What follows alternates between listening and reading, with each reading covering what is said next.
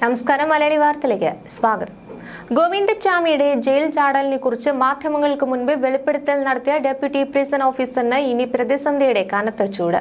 മാധ്യമങ്ങളോട് തുറന്ന് സംസാരിച്ചതിന്റെ പേരിൽ കൊട്ടാരക്കര സബ് ജയിലിലെ deputy prison officer Abdul Sathar സസ്പെൻഷനിലായി. വകുപ്പ് തന്നെ പ്രതിക്കൂട്ടിലാക്കുകയും മറ്റുദ്യോഗസ്ഥരുടെ ആത്മവിശ്വാസം തകർക്കുകയുമാണെന്ന് അവകാശപ്പെട്ടുകൊണ്ടാണ് നടപടിയെന്നാണ് ഉത്തരവിൽ വ്യക്തമാക്കുന്നത്. ഗോവിന്ദച്ചാമിയുടെ ഭീഷണികളും സൈക്കോ സ്വഭാവങ്ങളുമായി ബന്ധപ്പെട്ട വസ്തുതകളും പൊതുജനങ്ങളെ അറിയിച്ച ഉദ്യോഗസ്ഥനാണ് ഇപ്പോൾ പ്രതിസന്ധിയിലായത്. ഗോവിന്ദച്ചാമി ജയിൽ ചാടുമെന്ന് നേരത്തെ അറിയിച്ചിരുന്നുവെന്നാണ് ഡെപ്യൂട്ടി പ്രിസൺ ഓഫീസർ അബ്ദുൾ സത്താറിന്റെ പ്രതികരണം. ജയിൽ ചാടിയാൽ ഉദ്യോഗസ്ഥന്റെ വീട്ടിലെത്തി ഇയാളെ കെട്ടിയിട്ട് വീട്ടുകാരെ ക്രൂരമായി ബലാത്കാരം ചെയ്യുമെന്ന് പറഞ്ഞതായും ഓഫീസർ വെളിപ്പെടുത്തിയിരുന്നു. കോയമ്പത്തൂരിൽ ചില ശ്മശാനങ്ങളിൽ മോഷണ സ്വർണം ഒളിപ്പിച്ചിട്ടുണ്ടെന്നും അത് കൈകാര്യം ചെയ്യുന്ന ആൾക്കാരാണ് ഗോവിന്ദച്ചാമിയുടെ കേസ് കൈകാര്യം ചെയ്യുന്നതായി തടവുകാർ പറഞ്ഞിട്ടുണ്ടെന്നും ജയിലിൽ അറിയിച്ചിട്ടുണ്ട്. ജയിലിൽ വരുന്നതിന് മുൻപ് പല സ്ത്രീകളെ ഉപദ്രവിച്ചിരുന്നുവെന്നും ഗോവിന്ദച്ചാമിയെ തൂക്കിക്കൊല്ലുവാൻ വിധിക്കുകയാണെങ്കിൽ ആരാച്ചാർ ഇല്ലെങ്കിൽ താൻ ആരാച്ചാർ ആകാൻ തയ്യാറാണ് എന്നുമായിരുന്നു അബ്ദുൾ സത്താറിന്റെ പ്രതികരണം. സെൻട്രൽ ജയിലിൽ നിന്ന് ഈ ഗോവിന്ദച്ചാമി ജയിൽ ചാടുന്ന ദൃശ്യങ്ങളൊക്കെ കഴിഞ്ഞ ദിവസം പുറത്തു വന്നിരുന്നു. സെല്ലിനുള്ളിൽ നിന്ന് പുറത്തു കടക്കുന്ന 10B ബ്ലോക്കിലെ CCTV ദൃശ്യങ്ങളാണ് പുറത്തു വന്നത്. പരസഹായമില്ലാതെ ഒറ്റയ്ക്കാണ് ഇയാൾ സെല്ലിന് പുറത്തേക്ക് കടക്കുന്നത്. നേരത്തെ ഗോവിന്ദച്ചാമി മുറിച്ചുമാറ്റിയ സെല്ലിലെ അഴികളുടെ ചിത്രങ്ങളടക്കം പുറത്തു വന്നിരുന്നു. ഉപ്പ് വെച്ച് സെല്ലിന്റെ കമ്പുകൾ തുരുമ്പിച്ചതിന് ശേഷം താഴ്ഭാഗം അറുത്തുമാറ്റുകയായിരുന്നു.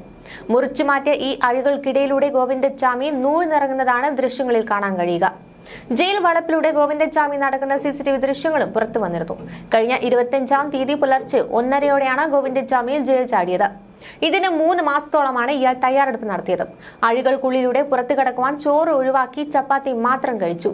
അങ്ങനെ ശരീരഭാരം കുറച്ചു. പുലർച്ചെ 5:30-യോടെയാണ് ഈ കുറ്റവാളി ജയിൽ ചാടിയ വിവരം ജയിൽ ഉദ്യോഗസ്ഥർ അറിഞ്ഞത്. തുടർന്ന് ജയിൽ വളപ്പിൽ ഉദ്യോഗസ്ഥർ തിരച്ചിൽ നടത്തി 6:30-യോടെ വിവരം പോലീസിനെ അറിയിച്ചു. പിന്നാലെ 5 മണിക്കൂറോളം നീണ്ട തിരച്ചിൽ. 9:15-ഓടെ കണ്ണൂർ DCC ഓഫീസ് പരിസരത്ത് ഗോവിന്ദച്ചാമിയെ കണ്ടതായി നാട്ടുകാർ വിവരം നൽകി. തുടർന്ന് 10:45-ഓടെ കണ്ണൂർ തലാപ്പിലെ നാഷണൽ സ്റ്റാറ്റിസ്റ്റിക്കൽ ഓഫീസിന്റെ ഉപേക്ഷിക്കപ്പെട്ട കെട്ടിടത്തിലെ കിണറ്റിൽ നിന്നുമാണ് ഗോവിന്ദച്ചാമിയെ പോലീസ് പിടികൂടിയത്. ജയിലിൽ നിന്ന് രക്ഷപ്പെട്ടതിനു ശേഷം ആദ്യം പോയത് പുതിയ തെരു ഭാഗത്തേക്ക് ആയിരുന്നു. റെയിൽവേ സ്റ്റേഷനിലേക്കുള്ള വഴി തെറ്റിയെന്ന് വ്യക്തമാകുന്നതാണ് പുറത്തുവന്ന ദൃശ്യങ്ങൾ. റെയിൽവേ സ്റ്റേഷന്റെ എതിർദിശയിലേക്കാണ് ആദ്യം നടന്നത്. വഴി തെറ്റിയെന്ന് മനസ്സിലാക്കി തിരിച്ചു നടക്കുകയായിരുന്നു. ജയിൽ ചാട്ടത്തിന് പോലീസ് ഉദ്യോഗസ്ഥർ അന്വേഷണം ഊർജിതമാക്കിയിട്ടുണ്ട്. ജയിൽ ജീവനക്കാരനെയും സഹതടവുകാരനെയും അടക്കം മൊഴിയെടുക്കും. ജയിൽ DIG ഇന്ന് അന്വേഷണ റിപ്പോർട്ട് സമർപ്പിച്ചേക്കും. ജയിൽ DGP ബൽറാം കുമാർ ഉപാധ്യയ്ക്കാണ് റിപ്പോർട്ട് സമർപ്പിക്കുക. തമിഴ്നാട് പോലീസ് രേഖകളിലൊക്കെ ഗോവിന്ദച്ചാമി എന്ന കൊടും കുറ്റവാളി അറിയപ്പെടുന്നത് ഒട്ടേറെ പേരുകളിലാണ്. ഗോവിന്ദച്ചാമി, ചാർലി തോമസ്, കൃഷ്ണൻ, രാജ, രമേശ് തുടങ്ങിയ പേരുകളാണ് മുൻ കേസുകളിൽ രജിസ്റ്റർ ചെയ്തിട്ടുള്ളത്. സേലം, പഴനി, ഈറോഡ്, കടലൂർ, തിരുവള്ളൂർ, താമ്പരം കോടതികളിൽ നിന്നെല്ലാം ശിക്ഷ ലഭിച്ചിട്ടുണ്ടെങ്കിലും ജാമ്യത്തിലിറങ്ങി മുങ്ങുകയാണ് പതിവ്. സേലം കോടതിയിൽ വിചാരണ നടക്കവേ ജാമ്യത്തിലിറങ്ങി കേരളത്തിലെത്തിയാണ് തീവണ്ടി യാത്രക്കാരിയായ പെൺകുട്ടിയെ ട്രെയിനിൽ നിന്ന് തള്ളിയിട്ട് ബലാത്കാരം ചെയ്ത് പണം കവർന്ന് കൊലപ്പെടുത്തിയത്. ഏക ബന്ധുവുമായി പോലീസ് രേഖകളിലുള്ളത് സഹോദരൻ സുബ്രഹ്മണിയാണ്. ഇയാളും സേലം ജയിലിൽ ശിക്ഷ അനുഭവിക്കുന്നു. പിടിക്കപ്പെട്ടപ്പോൾ ഗോവിന്ദച്ചാമി നൽകിയത് വ്യാജ മേൽവിലാസമായിരുന്നു. ഗോവിന്ദച്ചാമിയുടെ രേഖാചിത്രം കാണിച്ച് സേലം പോലീസ് വഴി നടത്തിയ അന്വേഷണത്തിലാണ് കൂടുതൽ വിവരങ്ങൾ പോലീസിന് ലഭിച്ചത്. സ്ഥിരം മോഷ്ടാവായി സേലം, ഈറോഡ് റെയിൽവേ സ്റ്റേഷനുകളിൽ ഇയാളുടെ പേരുണ്ട്. യഥാർത്ഥ പേര് ഗോവിന്ദച്ചാമി എന്ന് തന്നെയാണെന്നാണ് റിപ്പോർട്ടുകൾ. കള്ളനായി മാറിയ സൈനികന്റെ മകനാണ് ഇയാൾ. തമിഴ്നാട്ടിലെ കടലൂർ ജില്ലയിലെ സേലം വിരുദ്ധാചലം സമത്വപുരത്തെ ഐവത്തിക്കുടി എന്ന ഗ്രാമത്തിലാണ് ഗോവിന്ദച്ചാമി ജനിച്ചത്. ഇന്ന് പലർക്കും വിശ്വസിക്കാൻ കഴിയില്ല. ഇന്ത്യൻ ആർമിയിലെ ഒരു സൈനികനായിരുന്നു ഗോവിന്ദച്ചാമിയുടെ പിതാവെന്നത്. ഗോവിന്ദ് സ്വാമി എന്നാണ് ഇയാളുടെ യഥാർത്ഥ പേര്. തമിഴ് മാധ്യമങ്ങളാണ് ഇത്തരത്തിലൊരു അന്വേഷണം ജന്മനാട്ടിൽ നടത്തി റിപ്പോർട്ട് ചെയ്തിരിക്കുന്നത്. ഗോവിന്ദച്ചാമിക്ക് ഒരു സഹോദരനാണുള്ളത്. പിതാവ് സൈനികനായിരുന്നുവെങ്കിലും അങ്ങേയറ്റം ടോക്സിക് ആയ ഒരു ബാല്യമായിരുന്നു ഇവരുടേതെന്നാണ് ആ റിപ്പോർട്ടുകളിലടക്കം സൂചിപ്പിക്കുന്നത്. സൈന്യത്തിൽ നിന്ന് വിരമിച്ച ശേഷം അച്ഛൻ കടുത്ത മദ്യപാനിയായി മാറി. കുടുംബത്തിൽ പൂർവിക സ്വത്തെല്ലാം വിറ്റുതുലച്ചു. ഇതോടെ ഇയാൾ ഗുണ്ടാപ്പണിയിലേക്കും ചില്ലറ മോഷണങ്ങളിലേക്കും അടക്കം തിരിഞ്ഞു. പിന്നീട് സൈനികൻ അങ്ങനെ നാട്ടിലെ അറിയപ്പെടുന്ന ഒരു കള്ളനായി മാറി. എല്ലാം വിറ്റുതുലഞ്ഞതോടെ അവർ സമത്വപുരത്തെ ഒരു ചെറിയ കുടിലേക്ക് മാറി. പിതാവിന്റെ പീഡനം സഹിക്കാനാകാതെ അമ്മ മാനസിക രോഗിയായി. അവർ തെരുവുകളിലൊക്കെ അലഞ്ഞു നടക്കുകയായിരുന്നു. പിന്നീട് ഒരു തമിഴ് മാധ്യമങ്ങൾ പറയുന്നത് ഒരു വാഹന അപകടത്തിൽ തന്നെ അമ്മ മരിച്ചുവെന്നാണ്. അതുപോലെ തന്നെ അച്ഛനും ഒരു റോഡ് അപകടത്തിലാണ് മരിച്ചത്. ഇതോടെ ഈ കുടുംബം അനാഥമാകുന്നു. പിന്നീട് ഈ പിതാവിനെ കണ്ട് നേരത്തെ തന്നെ മോഷണം പഠിച്ചിരുന്ന ഈ മക്കൾ ഇത് ഒരു തൊഴിലാക്കി മാറ്റുകയായിരുന്നു എന്നുമാണ് മാധ്യമങ്ങൾ പറയുന്നത്. ഈ റെയിൽവേ സ്റ്റേഷൻ കേന്ദ്രീകരിച്ചുള്ള മോഷണങ്ങളിലൂടെയായിരുന്നു ഇവരുടെ തുടക്കം. ഈ മാതാപിതാക്കൾ രണ്ടുപേരും മരിച്ചതോടെ ഈ സ്കൂളിൽ പോകാതെ ഗോവിന്ദച്ചാമിയും ചേട്ടനും ക്രിമിനൽ പ്രവർത്തനങ്ങളിലേക്ക് തിരിഞ്ഞു. തിരക്കേറിയ ട്രെയിനിൽ പോക്കറ്റടി നടത്തുക, മാല പൊട്ടിച്ചോടുക, മദ്യം കടത്തുക തുടങ്ങിയവയ്ക്കായിരുന്നു ആദ്യ കലാപരിപാടികൾ. പിന്നീട് ക്രമേണ ആ ഗ്യാങ് വലിയൊരു കൊള്ളകളിലേക്കും കഞ്ചാവ് കടത്തലും ഒക്കെ തിരിഞ്ഞു. ഗോവിന്ദച്ചാമിയുടെ ജീവിതം പഠിച്ചവർ പറയുന്നത് ഈ കുട്ടിക്കാലത്തെ അനുഭവങ്ങളൊക്കെ ഗോവിന്ദച്ചാമിയുടെ പിൽക്കാല വ്യക്തിത്വത്തെയും മനോഭാവങ്ങളെയും കുറ്റകൃത്യത്തെയും സ്വാധീനിച്ചു, അതും ആഴത്തിൽ തന്നെ സ്വാധീനിച്ചു എന്നാണ്.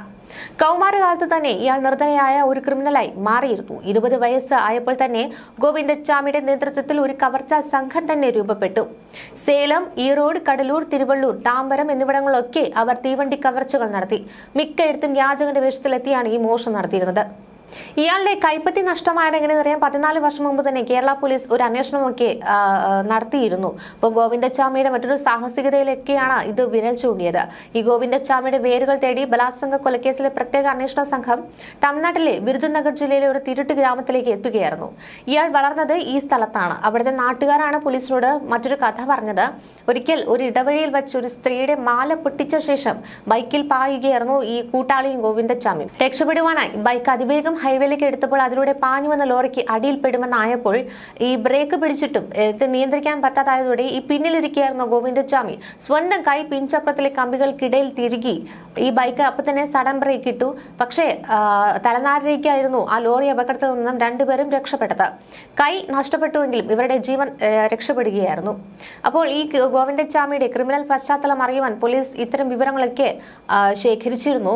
കുറ്റം ചെയ്യുവാനും രക്ഷപ്പെടുവാനും ഇയാൾ ഏത് വഴിയും സ്വീകരിക്കുമെന്നതിന്റെ ഒരു ഉദാഹരണം കൂടിയാണ് ഇത്തരത്തിൽ ഈ കൈപ്പത്തി നഷ്ടപ്പെടുന്നതിൽ എത്തിച്ച ആ ഒരു കാര്യങ്ങൾ പോലും. അക്രമം പിടിച്ചുപറിയുമായി ബന്ധപ്പെട്ട് സേലം പോലീസ് സ്റ്റേഷനിൽ ഇയാൾക്കെതിരെ നിരവധി കേസുകളാണുള്ളത്. തമിഴ്നാട്ടിൽ വിവിധ കാലയളവുകളായി ജയിൽ ശിക്ഷയും അനുഭവിച്ചിരുന്നു. ഇതോടൊപ്പം കൈ പോയതോടുകൂടിയാണ് ഇയാൾ തമിഴ്നാട് വിട്ടത്. അങ്ങനെയാണ് കുറെ കൂടി സംഘടിത കുറ്റകൃത്യങ്ങളുടെ കേന്ദ്രീകൃതമായ മുംബൈയിൽ ഇയാൾ എത്തിച്ചേർന്നത്. ഇയാൾ ജയിലിൽ നിന്ന് ചാടിയത് പോലും തമിഴ് മാധ്യമങ്ങളോട് തന്നെ ഒരു തെറ്റും ചെയ്യാത്ത കാര്യത്തിനാണ് ഈ കേരള പോലീസ് പിടിച്ചു വെച്ചിരിക്കുന്നത് എന്ന് വരുത്തി തീർത്ത് മാധ്യമങ്ങളുടെ പുറംലോകത്തേക്ക് എത്തിക്കുവാനായിരുന്നു ഇയാളുടെ ശ്രമമെന്ന തരത്തിൽ മൊഴികളടക്കം പുറത്തു വന്നിരുന്നതാണ്. സൗമ്യ കൊലക്കേസിന്റെ കുറ്റപത്രത്തിലും ഗോവിന്ദച്ചാമിയുടെ മുംബൈ ബന്ധം ചൂണ്ടിക്കാട്ടുന്നുണ്ട്.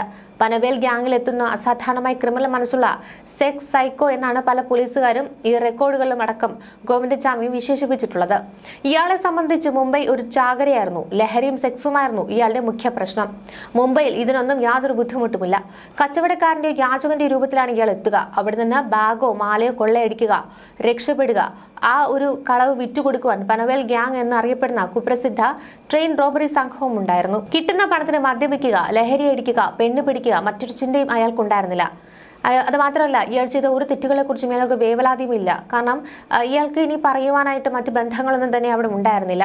അപ്പോൾ മുംബൈയിലെ പനവേൽ മുതൽ കേരളം വരെ വ്യാപിച്ചു കിടക്കുന്ന റെയിൽവേ ഭിക്ഷാടന മോഷണ സംഘമാണ് 2005 കാലത്തൊക്കെ പനവേൽ ഗ്യാങ് എന്ന് അറിയപ്പെട്ടിരുന്നത്.